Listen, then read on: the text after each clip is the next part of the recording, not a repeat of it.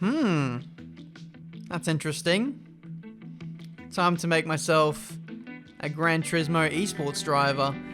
But anyway, welcome guys to another Gran Turismo sport video. Today is my first ever attempt at the Gran Turismo FIA Championship Series. They've got the Nations Cup and they have the Manufacturer Series. Today we are doing Nations Cup, representing the British flag with pride. And we're racing around the Laguna Seca circuit in a classic boy Porsche. It's a Carrera RS 993 or something. I probably butchered that massively. It's a 911 Carrera RS 993 from 1995. There you go.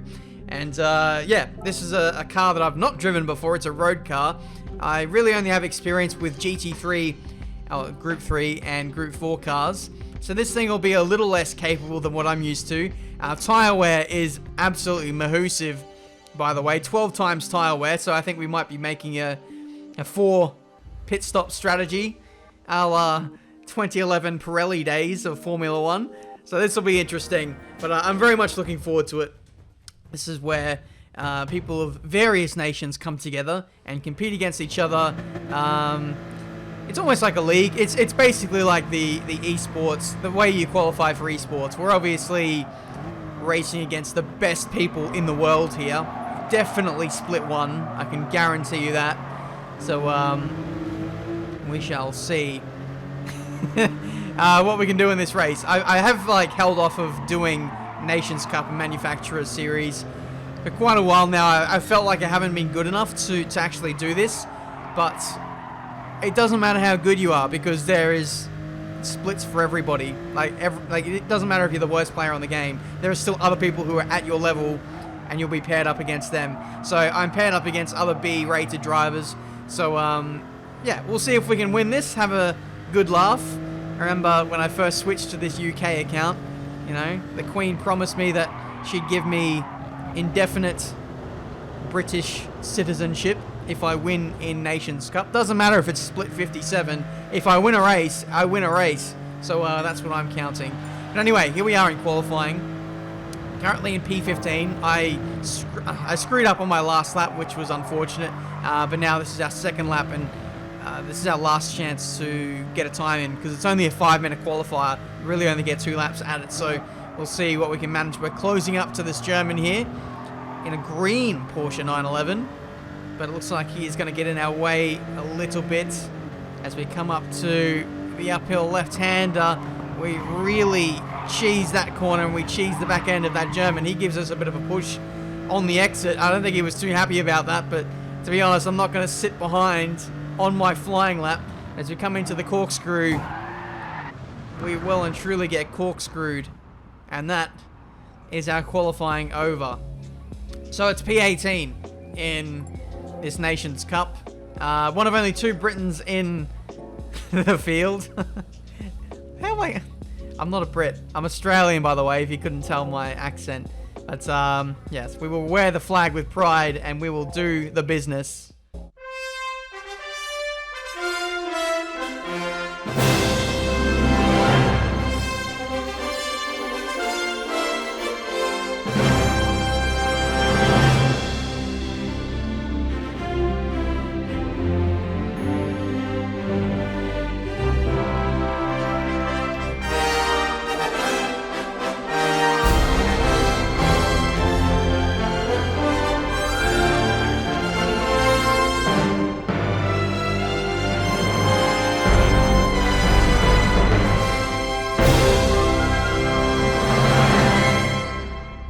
What a wonderful display that was. Thank you, Gran Turismo, for hyping me up for the start of this race. My first ever Nations Cup appearance. Representing the United Kingdom. Of all days in the year, today is Australia Day. I well and truly feel like the biggest traitor to grace the beautiful country of Australia. But here we are at Laguna Seca in a Porsche 911 RS 993. We are about to do the business. We're going to start from P18, and I'm going to see if I can win this race. I feel like I've got some good pace under the bonnet, And yeah, we'll see how this goes. This car is relatively easy to drive. It's a little bit oversteery under brakes, but this track itself is literally a death trap. Like, all the gravel traps are just waiting to claim many victims. 5 red lights, and our Nations Cup career is underway in Gran Turismo. It's been an absolutely horrendous start. I don't get to practice standing starts on this game all too much. Bring back rolling starts. Forget everything that I've said in previous daily races. Standing starts suck. No, I'm just kidding. Turn 1. Looks like it's relatively clean, I guess, in my at least immediate vicinity. A couple of people running out wide there. We're going to overtake them. That was the pole sitter, the other Briton in the field. He is now down to pretty much last. So I'm guessing he probably got punted down at turn 1. Very unfortunate. He's going to have to make his way back through the field. We slice up the inside of an Austrian there up in a P13. My flag knowledge isn't great, but thanks to Formula 1, I kind of know a few European flags, so I'm going to utilize that if I can. We give the Spaniard a bit of a touch-up there. Actually helped him, if anything. The Austrian overtakes us, and now we're getting overtaken by another 2 drivers on our left-hand side, if you would have noticed the radar. But we decided to give them the corner, trying to focus on a better exit, and it's paid off massively as we now get past the Austrian once again, and we are now, well, we were into P11. Please don't get punterinoed into the corkscrew like that guy did. It's just a nightmare on this first lap. There's so many cars in just one little space of the racetrack, and just trying to keep out of everyone's firing line is, I guess, the key here, as we unintentionally give the Frenchman a bit of a touch up there into the penultimate corner.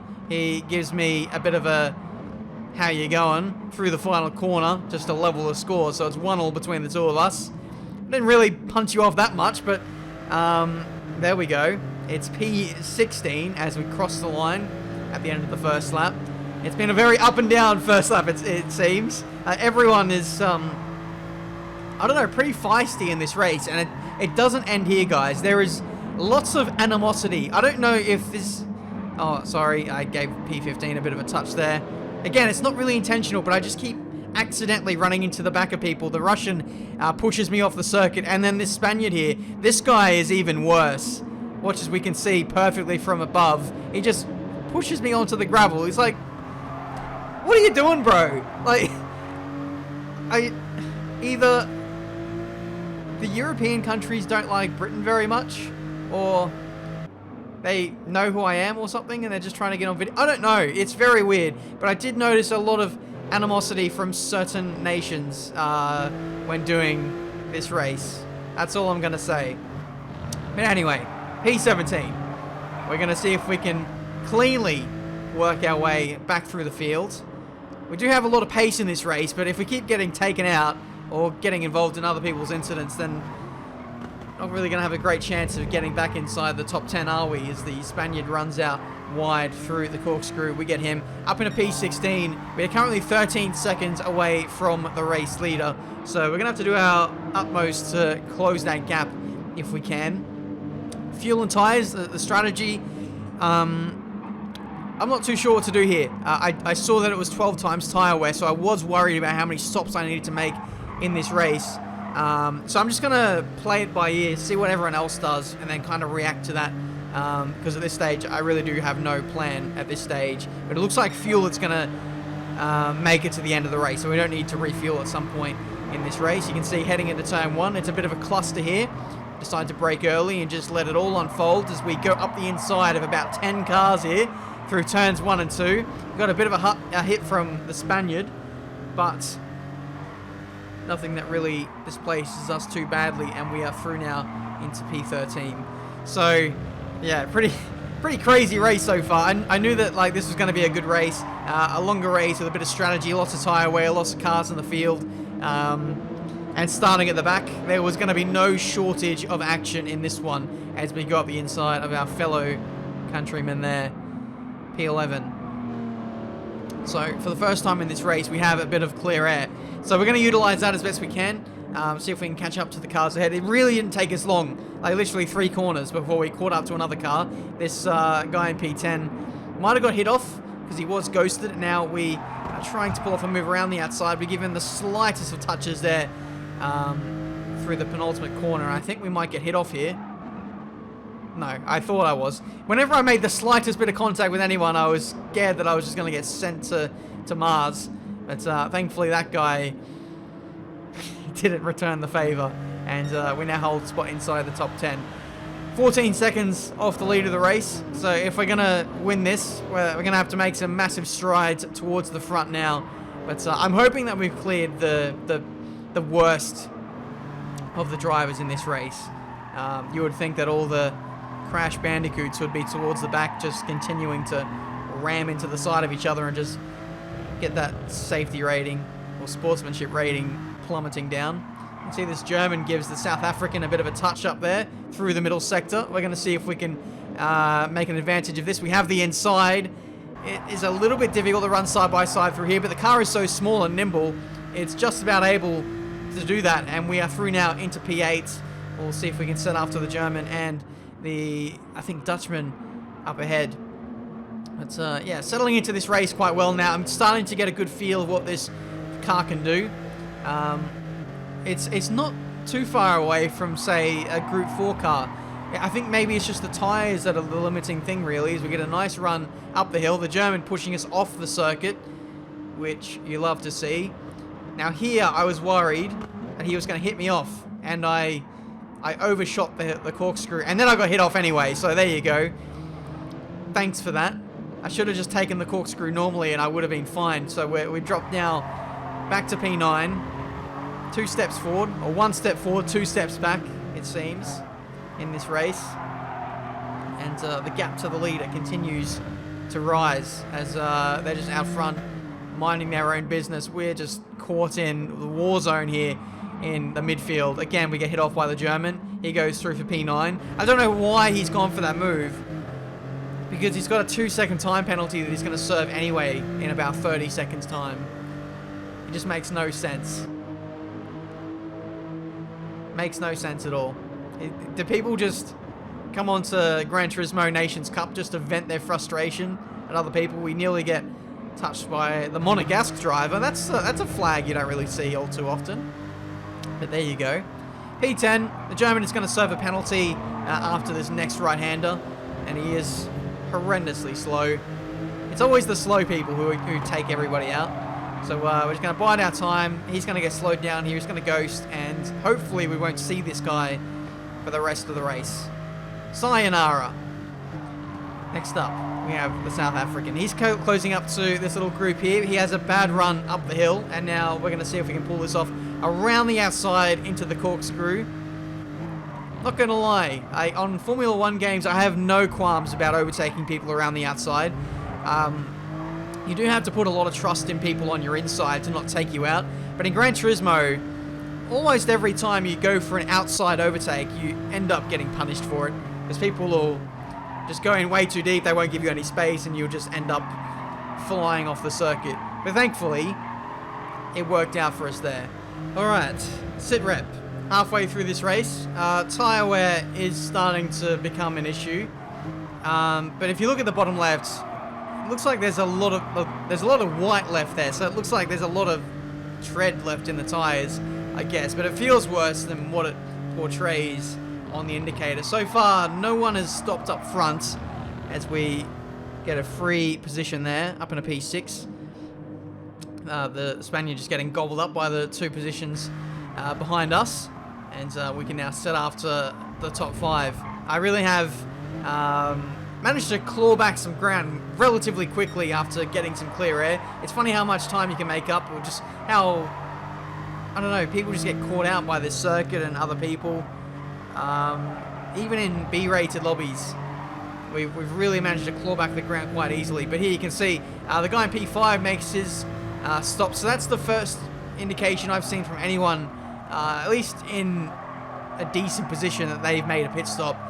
So it did have me questioning whether I should be thinking about that so far, but the leaders haven't budged yet, so that's kind of my indication. If they don't pit, I'm not going to pit. So I'll just stick it out and finish off the race as we are.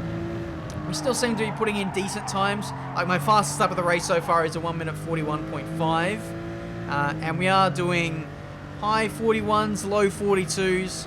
This lap will be a good indication because I feel like it's one of the rare laps where we have clean air. So we'll see what we can do on this lap in particular. This might actually be my fastest lap of the race. So we're staying on board for this as we go through the fast left-hander. You can take that in 4th gear, but it is a little bit risky. If you want to go 3rd, you can play it a little bit safer. Heading into the corkscrew, I kind of brake just before the ripple strip starts on the right-hand side. You can cut this on the inside, or on the first part and second part. Gran Turismo is a bit funny with track limits sometimes. It's almost like there's no corner cutting rules on in some corners, and in others they're overly strict. I guess that's the thing you got to do. If you want to be a competitive player, you've really got to test the limits in, I don't know, practice lobbies and stuff and see what you can get away with. A pleb like me just rushes into the race without practicing, and I guess I am at mercy of the penalty system when I do push the limits, I guess. But that is a 1 minute 41.291, which pretty much matches the fastest lap of the entire race, which was set by the race leader on lap 4. The fact that I mentioned lap 4 is very critical as well because, like I said, 12 times tyre wear. I'm really happy to have matched the fastest lap this deep into the race with tyres, you know, as worn out as what they are. I'm very, very happy with that. But you can see we're putting pressure on P4 here. We got the inside into turn 1.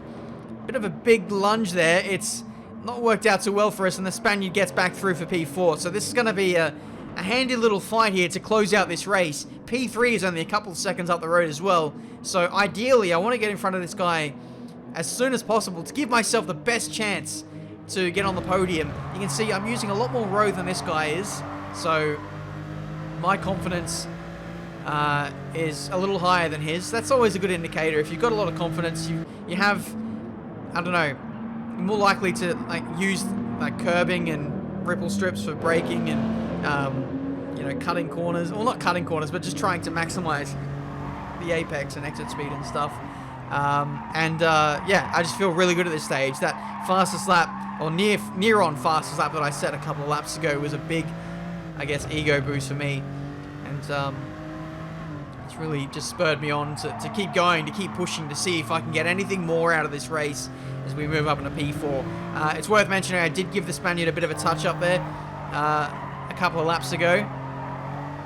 Just a slight touch, but I'll just keep going. Why not? It's the last lap of the race now, and you can see the Italian is just a couple of seconds up the road here. You can see he's really struggling on this last lap, maybe suffering a bit of tyre wear. To be honest, the tyres did feel pretty bad on this last lap. So I'd imagine just more than myself, a lot of other people would be struggling as well. He's really playing it conservative here. I think he just wants to get to the end. Probably quite nervous to try and hold on to this podium. You can see that's a pretty bad line through the third to last corner. And so it might put us in a position to attack into the last corner. Let's see if we can go for the inside here. No, he blocks it off, so we're going to have to go around the outside into the last corner on the last lap. Can we get a podium in our first ever Nations Cup appearance? Yes, we can! It's a brilliant move. We're through for P3. Right up to the line. What a way to start our Nations Cup campaign. It is a podium for the motherland.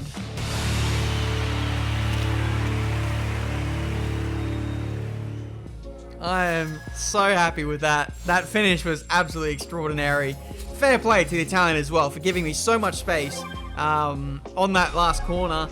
I thought for sure I was going to get edged out onto the gravel trap or something like that, but we just about pulled that off. And that really was a good way to end the race. It was like action-packed. Like there wasn't more than like maybe 40 or 50 seconds of time to myself. Like I was constantly battling someone, whether I was getting punted from behind or just catching up to someone who had just made a mistake or racing side by side with someone else. There was always something to think about in this race, and it was a whole lot of fun. This is something I'll continue to do in the future at the lower level of the competitive scene in Gran Turismo. At least until we get a license. But anyway, this was the move around the outside. Here is another angle. This is more of a wide shot. That's yeah, I made sure that I got on the power nice and early. That was going to be the determining factor. I just got on the power as soon as I possibly could, and we just got the drive that we needed to get into P3. And yeah, what a race it was. P18 to P3. Pretty much matching the pace of the race leader. Obviously not as consistent, but we had a really good race on the journey towards getting towards P3. But anyway, that has been this video for today. Leave a like if you enjoyed. Subscribe to the channel if you're new to see plenty more racing game content. Absolutely loving the Gran Turismo side of things, and long may it continue. Until the next one, I'll see you next time.